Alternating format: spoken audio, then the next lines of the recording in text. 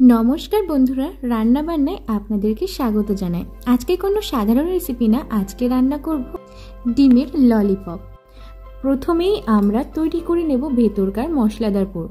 চলুন ডিমের ললিপপ কিভাবে বানাতে হয় সেটা ভালোভাবে আমরা দেখে নিই। সবার প্রথমে আমরা এখানে ডিমটাকে সিদ্ধ করে নিয়েছি। আমি এখানে একটা ডিম ব্যবহার করছি। ডিমটা ভালো করে গ্রেট বা ম্যাশ করে নিচ্ছি। আর ডিমের সঙ্গে নিয়েছি কিছু সিদ্ধ আলুকেও বেশ ভালো করে ম্যাশ করে নেব। একটি বড় পাত্রে ভালো করে ম্যাশ করে নিতে হবে সব কিছু। যখন আলু আর ডিমটা ভালো করে ম্যাশ হয়ে যাবে তখন আমরা এর মধ্যে কিছু মজাদার বা সিক্রেট মশলা ব্যবহার করব। সবার প্রথমে এখানে দিয়ে দিচ্ছি কুচি করে রেখে দেওয়া পেঁয়াজটা কিন্তু ফাইনলি চপ করে নিয়েছি। আর তারপরে দিয়ে দিচ্ছি ঝালের পরিমাণ বুঝে কাঁচা লঙ্কার ঝালটা আপনারা যদি পছন্দ না করেন তো আপনারা কিন্তু এখানে লঙ্কার গুঁড়ো ব্যবহার করতে পারেন। এরপরে দিয়ে দিচ্ছি জিরে গুঁড়ো, স্বাদ অনুযায়ী সামান্য লবণ এবং 1 চা চামচ পরিমাণে আদা রসুন বাটা। ডিমের ললিপপের বাইরেটা থাকবে মুচমুচে এবং ভেতরে থাকবে মজাদার ডিম আর আলুর সারপ্রাইজ।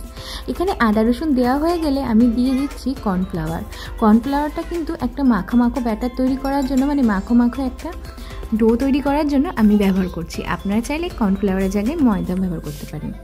কর্নফ্লাওয়ারের সাথে ভালো করে সব কিছু মেখে নেওয়ার পরে আমরা শুরু করব সৃজনশীলতার পালা। আলু আর ডিমের পুর হাতের তালুতে নিয়ে একটা মসৃণ গোলাকার দেব। আমি এখানে গোলাকার আকৃতি দিচ্ছি। আপনারা চাইলে ডিমের ললিপপটাকে আপনাদের ইচ্ছা অনুযায়ী যে কোনো আকার দিতে পারেন। একটু ধৈর্য ধরে করলে ললিপপের আকার কিন্তু সম্পূর্ণ নিখুঁত হবে। এখন এটা অনেকটাই সাধারণ। এটার বাইরে সেই মুচমুচের আস্তরণ তৈরি করে নেব আমরা। এরপরে যেহেতু সবকটা ললিপপ তৈরি হয়ে গেছে, আমরা এবার ডিমের বাইরের কোটিংটা তৈরি করে নিচ্ছি।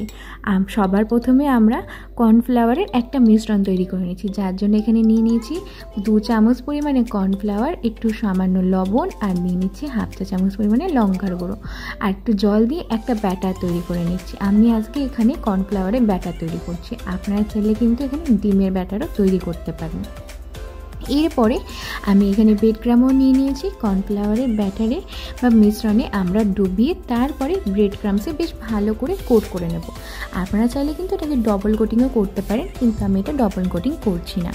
আমরা আজকে এখানে ব্রেড ক্রামসটা তৈরি করেছি পাউরুটি দিয়ে না, টোস্ট বিস্কুট দিয়ে। টোস্ট বিস্কুট বেশ ভালো করে গুঁড়ো করে নিয়ে আমরা এখানে আজকে ব্রেড ক্রামসটা ব্যবহার করছি। টোস্ট বিস্কুট দিয়েও কিন্তু বেশ ভালোভাবে ব্রেড ক্রাম তৈরি করা যায়।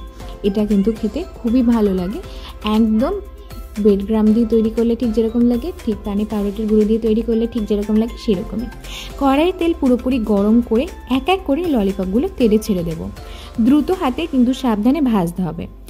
এই ডিম ললিপপের সঙ্গে আপনাদের কোন স্মৃতি মনে পড়ে আমাকে কিন্তু অবশ্যই কমেন্ট করে জানাবেন।